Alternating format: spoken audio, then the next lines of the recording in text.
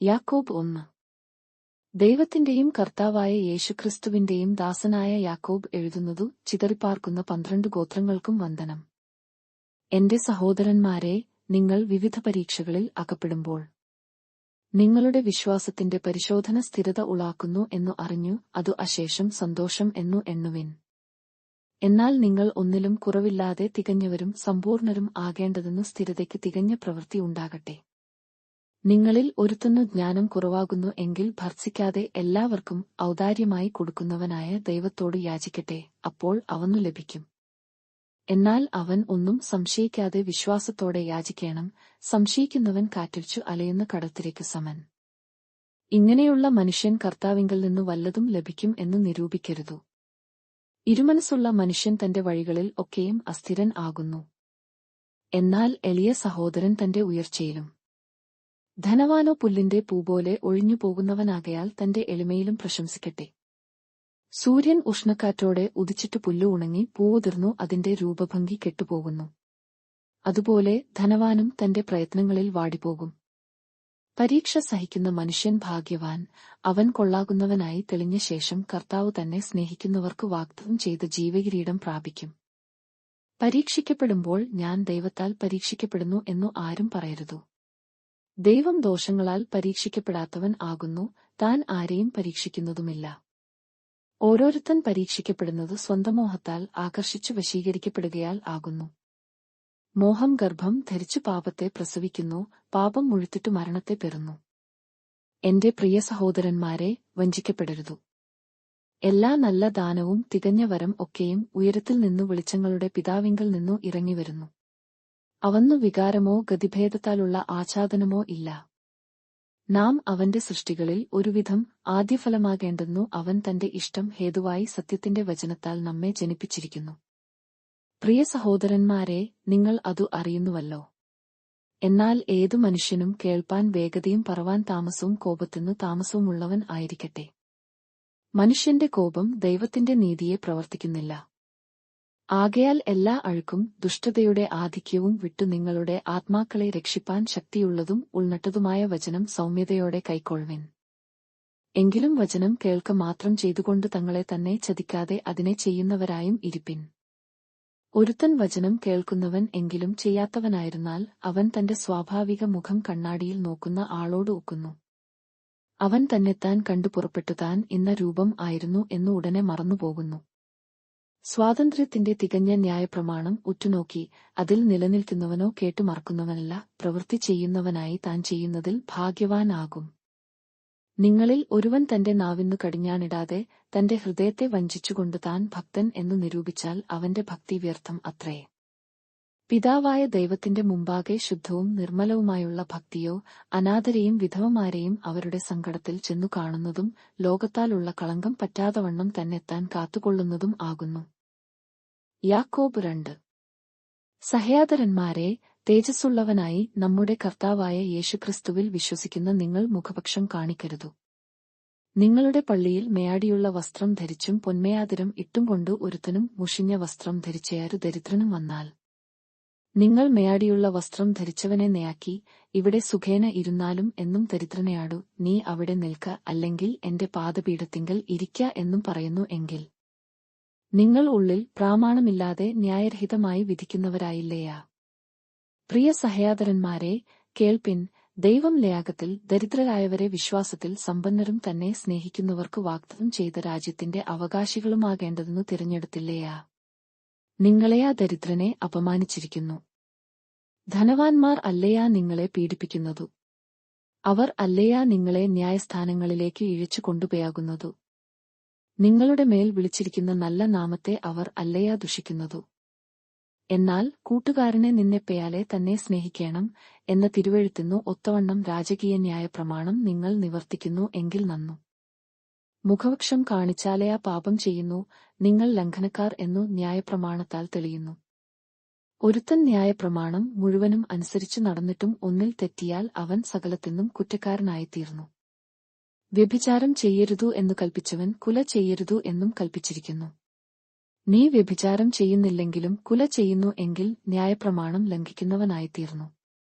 സ്വാതന്ത്ര്യത്തിന്റെ ന്യായപ്രമാണത്താൽ വിധിക്കപ്പെടുവാനുള്ളവരെ പേയാലെ സംസാരിക്കുകയും പ്രവർത്തിക്കുകയും ചെയ്യുവിൻ. കരുണ കാണിക്കാത്തവന്നു കരുണയില്ലാത്ത ന്യായവിധി ഉണ്ടാകും. കരുണ ന്യായവിധിയെ ജയിച്ചു പ്രശംസിക്കുന്നു. സഹയാദരന്മാരെ, ഒരുത്തൻ തനിക്ക് വിശ്വാസം ഉണ്ടു എന്നു പറയുകയും പ്രവൃത്തികൾ ഇല്ലാതിരിക്കുകയും ചെയ്താൽ ഉപകാരം എന്തു? ആ വിശ്വാസത്താൽ അവൻ രക്ഷ പ്രാപിക്കുമയാ. ഒരു സഹയാദരനെയാ സഹയാദരിയാ നഗ്നരും അഹയാവർത്തിക്കുവക ഇല്ലാത്തവരുമായിരിക്കെ നിങ്ങളിൽ ഒരുത്തൻ അവരെയാടു. സമാധാനത്തെയാടെ പേയായി തീ കായുകയും വിഷപ്പടക്കുകയും ചെയ്വിൻ എന്നു പറയുന്നതല്ലാതെ ദേഹരക്ഷയ്ക്കു ആവശ്യമുള്ളതു അവർക്ക് കൊടുക്കാതിരുന്നാൽ ഉപകാരം എന്തു? അങ്ങനെ വിശ്വാസവും പ്രവൃത്തികളില്ലാത്തതായാൽ സ്വതവേ നിർജ്ജീവമാകുന്നു. എന്നാൽ ഒരുത്തൻ നിനക്ക് വിശ്വാസം ഉണ്ടു, എനിക്ക് പ്രവൃത്തികൾ ഉണ്ടു എന്നു പറയുമായിരിക്കും. നിന്റെ വിശ്വാസം പ്രവൃത്തികൾ കൂടാതെ കാണിച്ചു തരിക, ഞാനും എന്റെ വിശ്വാസം പ്രവൃത്തികളാൽ കാണിച്ചു തരാം. ദൈവം ഏകൻ എന്നു നീ വിശ്വസിക്കുന്നുവയാ? കൊള്ളാം. പിശാചുകളും അങ്ങനെ വിശ്വസിക്കുകയും വിറയ്ക്കുകയും ചെയ്യുന്നു. വ്യർത്ഥമനുഷ്യ, പ്രവൃത്തിയില്ലാത്ത വിശ്വാസം നിഷ്ഫലമെന്നു ഗ്രഹിപ്പാൻ നിനക്ക് മനസ്സുണ്ടയാ?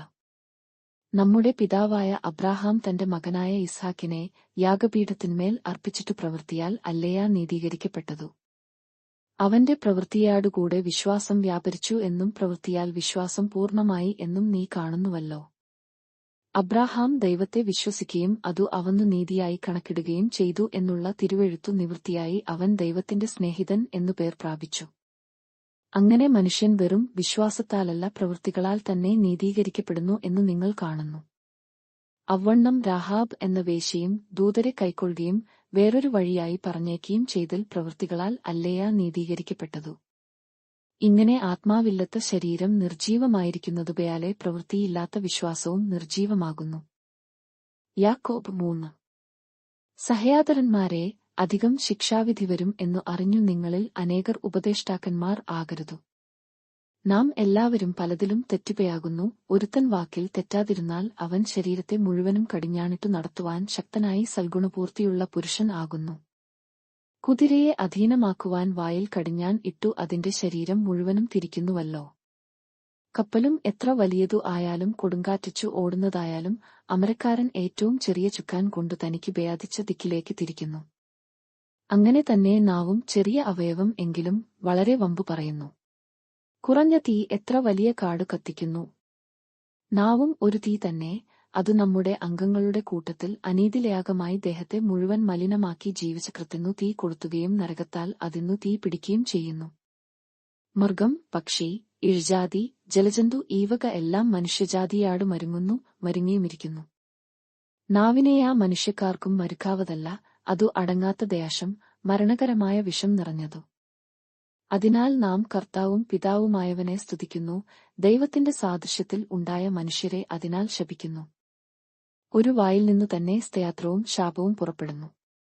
സഹയാദരന്മാരെ, ഇങ്ങനെ ആയിരിക്കുന്നതു യാഗ്യമല്ല. ഉറവിന്റെ ഒരേ ദ്വാരത്തിൽ നിന്നും മധുരവും കയ്പുമുള്ള വെള്ളം പുറപ്പെട്ടു വരുമയാ. സഹയാദരന്മാരെ, അത്തിവൃക്ഷം ഒലിവുപഴവും മുന്തിരിവള്ളി അത്തിപ്പഴവും കായ്ക്കുമയാ. ഉപ്പുറവിൽ നിന്നു മധുരമുള്ള വെള്ളം പുറപ്പെടുകയുമില്ല. നിങ്ങളിൽ ജ്ഞാനിയും വിവേകിയുമായവൻ ആർ? അവൻ ജ്ഞാനലക്ഷണമായ സൗമ്യതയാടെ നല്ല നടപ്പിൽ തന്റെ പ്രവൃത്തികളെ കാണിക്കട്ടെ. എന്നാൽ നിങ്ങൾക്ക് ഹൃദയത്തിൽ കയ്പുള്ള ഈർഷ്യയും ശാഠ്യവും ഉണ്ടെങ്കിൽ സത്യത്തിനു വിരയാധമായി പ്രശംസിക്കുകയും ഭയാഷ്കു പറയുകയുമരുതു. ഇതു ഉയരത്തിൽ നിന്നു വരുന്ന ജ്ഞാനമല്ല, ഭൗമികവും പ്രാകൃതവും പൈശാചികവും ആയതത്രേ. ഈർഷ്യയും ശാഠ്യവും ഉള്ളയിടത്തു കലക്കവും സകല ദുഷ്പ്രവൃത്തിയും ഉണ്ടു. ഉയരത്തിൽ നിന്നുള്ള ജ്ഞാനമേയ ഒന്നാമതു നിർമ്മലവും, പിന്നെ സമാധാനവും ശാന്തതയും അനുസരണവുമുള്ളതും കരുണയും സൽഫലവും നിറഞ്ഞതും പക്ഷപാതവും കപടവും ഇല്ലാത്തതുമാകുന്നു. എന്നാൽ സമാധാനം ഉണ്ടാക്കുന്നവർ സമാധാനത്തിൽ വിതച്ചു നീതി എന്ന ഫലം കൊയ്യും.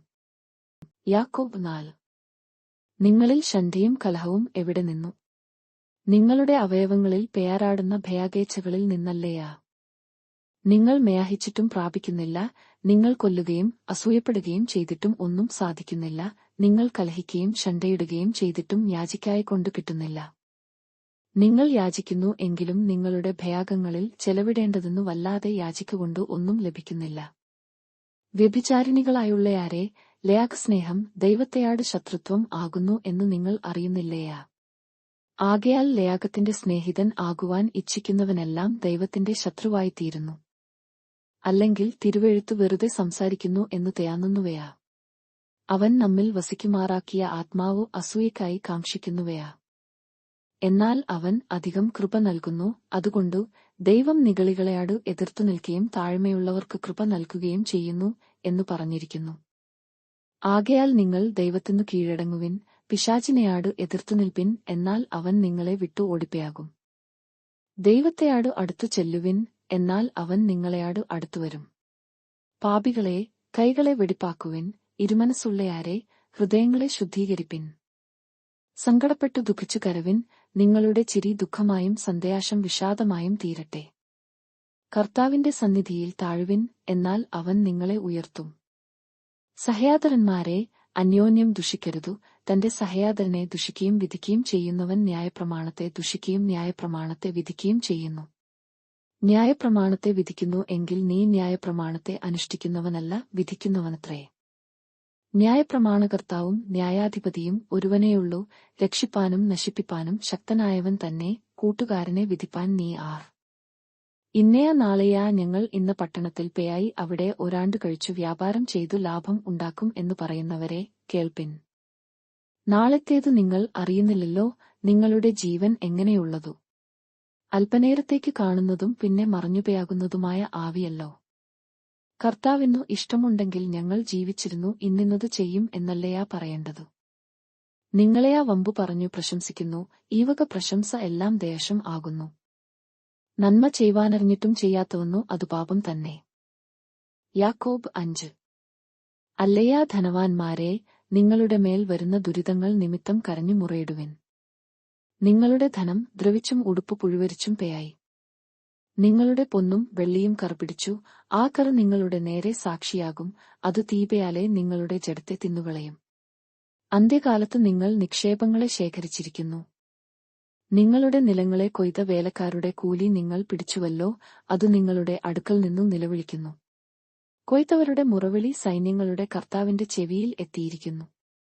നിങ്ങൾ ഭൂമിയിൽ ആഡംബരത്തെയാടെ സുഖിച്ചു പുളിച്ചു കുലദിവസത്തിൽ എന്നപയാലെ നിങ്ങളുടെ ഹൃദയത്തെ പേയാശിപ്പിച്ചിരിക്കുന്നു. നിങ്ങൾ നീതിമാനെ കുറ്റം വിധിച്ചു കൊന്നു, അവൻ നിങ്ങളെയാടു മറുത്തു നിൽക്കുന്നതുമില്ല. എന്നാൽ സഹയാദരന്മാരെ, കർത്താവിന്റെ പ്രത്യക്ഷതവരെ ദീർഘക്ഷമയാടിരിപ്പിൻ. കൃഷിക്കാരൻ ഭൂമിയുടെ വിലയേറിയ ഫലത്തിനു കാത്തുകൊണ്ടു മുൻമഴയും പിന്മഴയും അതിനു കിട്ടുവയാളം ദീർഘക്ഷമയാടിരിക്കുന്നുവല്ലോ. നിങ്ങളും ദീർഘക്ഷമയാടിരിപ്പിൻ, നിങ്ങളുടെ ഹൃദയം സ്ഥിരമാക്കുവിൻ, കർത്താവിന്റെ പ്രത്യക്ഷത സമീപിച്ചിരിക്കുന്നു. സഹയാദരന്മാരെ, വിധിക്കപ്പെടാതിരിപ്പാൻ ഒരുവന്റെ നേരെ ഒരുവൻ ഞെരങ്ങിപ്പയാകരുതു. ഇതാ, ന്യായാധിപതി വാതിൽക്കൽ നിൽക്കുന്നു. സഹയാദരന്മാരെ, കർത്താവിന്റെ നാമത്തിൽ സംസാരിച്ച പ്രവാചകന്മാരെ കഷ്ടാനുഭവത്തിനും ദീർഘക്ഷമയ്ക്കും ദൃഷ്ടാന്തമായി വിചാരിച്ചുകൊള്ളുവിൻ. സഹിഷ്ണുത കാണിച്ചവരെ നാം ഭാഗ്യവാന്മാർ എന്നു പുകഴ്ത്തുന്നു. യോബിന്റെ സഹിഷ്ണുത നിങ്ങൾ കേട്ടും കർത്താവ് വരുത്തിയ അവസാനം കണ്ടുമിരിക്കുന്നു.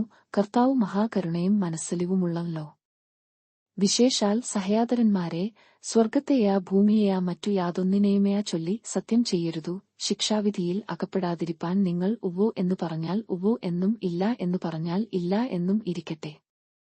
നിങ്ങളിൽ കഷ്ടമനുഭവിക്കുന്നവൻ പ്രാർത്ഥിക്കട്ടെ, സുഖം അനുഭവിക്കുന്നവൻ പാട്ടുപാടട്ടെ.